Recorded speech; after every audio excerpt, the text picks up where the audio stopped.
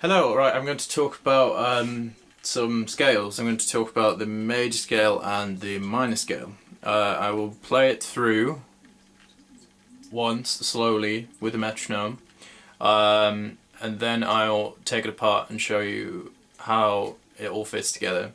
And then I'll do the same with the minor scale. I'll play it through and then show you how it fits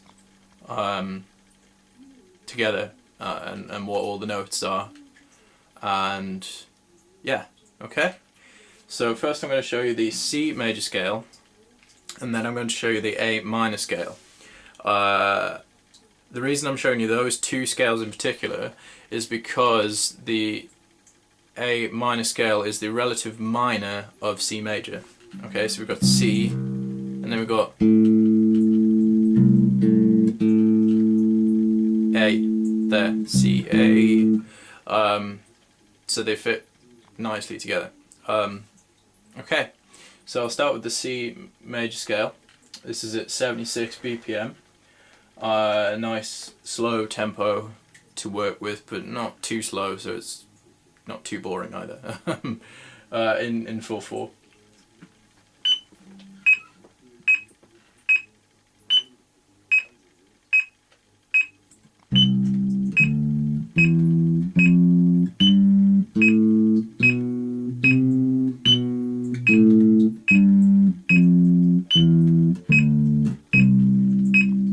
Okay, now that's the C major scale. Okay, and the notes are C, D, E, F, G, A, B, C. Very easy, and then back down again. Now the pattern, or the shape that you can move around the neck, is as follows. It's your first note is C, obviously, and that's the second finger, and then the fourth finger, and the first finger, second finger, fourth finger, first finger, third finger, fourth finger. Now again, this is a lot of people, or a lot of the videos I've seen on YouTube and of people teaching, is for them a tendency to do again this. So they would go.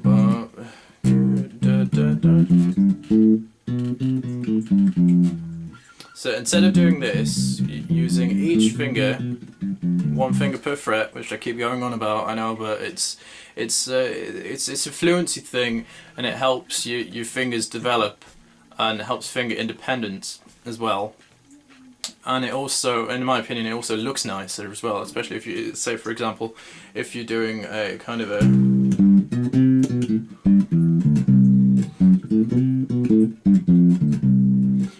rather than going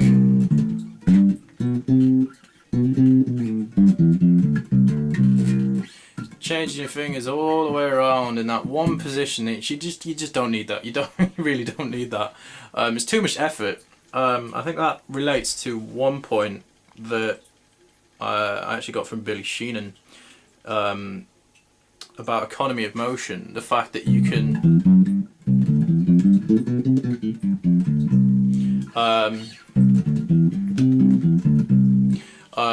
use that one position, move it around the neck, but the finger pattern stays the same, and your fingers stay the same. So it's less strain on your tendons and your fingers, meaning that you've got more energy as well, and you can last for longer, and yada yada yada. Okay, I'm wandering off now from the actual point. Right, the C major scale. Okay, I played you there, and I'll take it apart. Okay, so we've got C, D, E, F, G, A, B, C. Yep. Okay. And that is about it, really. That's all I want to explain for now. I mean, I can go into more detail. I think I've gone into more detail in one of my other videos about intervals, so check that one out. There's one about intervals, and then there's an advanced one about seventh chords. Okay, So now I'm going to move on to the minor scale. So it's the A minor scale. Remember, it's the relative minor to C major. So that starts on the 5th fret of the E string. Okay, I'm going to do it at the same tempo, which is 76 BPM in full 4, and I will show you it, and then I'll take apart and explain the fingers as well.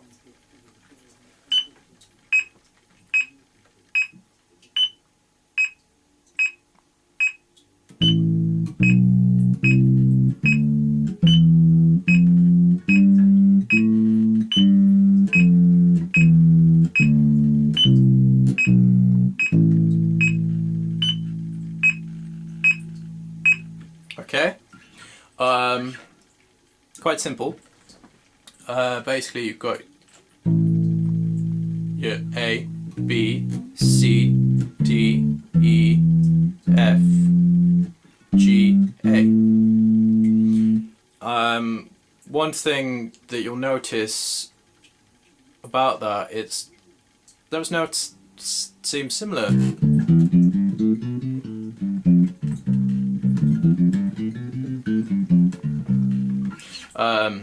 To the C major scale. That was an abridged version there. But okay, yeah, they seem similar. That is because they are exactly the same notes in the C major scale in a different order, starting and ending on A. Now that's called a mode. I won't go into modes yet. I'll do another video on modes and how they work. So yeah, okay, and right. So those are the two scales. So that's C major and A minor. Right, now the pattern for A minor is 1st finger, 3rd finger, 4th finger, and then 1st finger, 3rd finger, 4th finger, 1st finger, and then 3rd finger. Octave. Okay. Again, that's another thing you can move around the neck. For example, if you do in D minor, and that means if you learn those two patterns, you've learned all 12 patterns basically. If you move them around the neck. I mean, there are advances to them, like adding in extensions, which are notes on top, and different positions, doing them on one string, and things like that.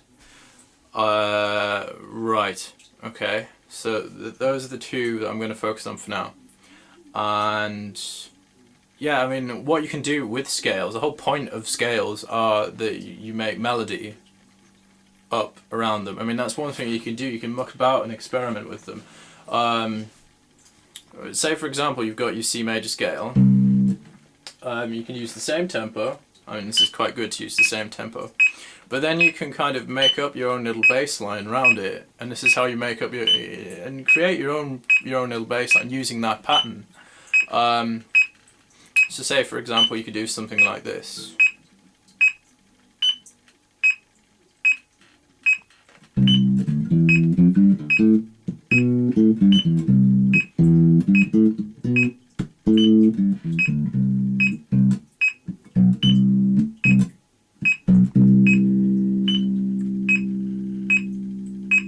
Something like that, you know, you make up your own little bass line. Yeah. Oh, and the right hand basically for that is alternating your fingers 1 2 1 2 1 2 1 2, etc. Up and down the strings. I could do that slowly if you like. Actually, yes, I will do that slowly. I'll do it upright as well, because otherwise you won't be able to see. I'll do it using the C major scale here, and show you.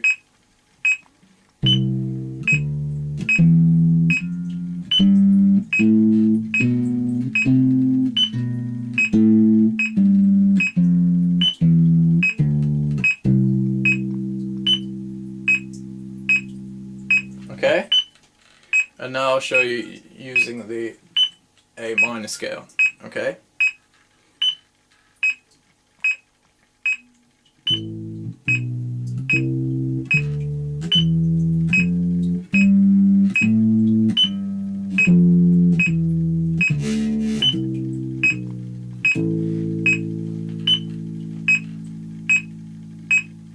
Okay, and obviously you do it down there, but I'm playing upright so you can actually see what my hands are doing. Right, so that's that really. Any more questions or comments, just yeah, let me know.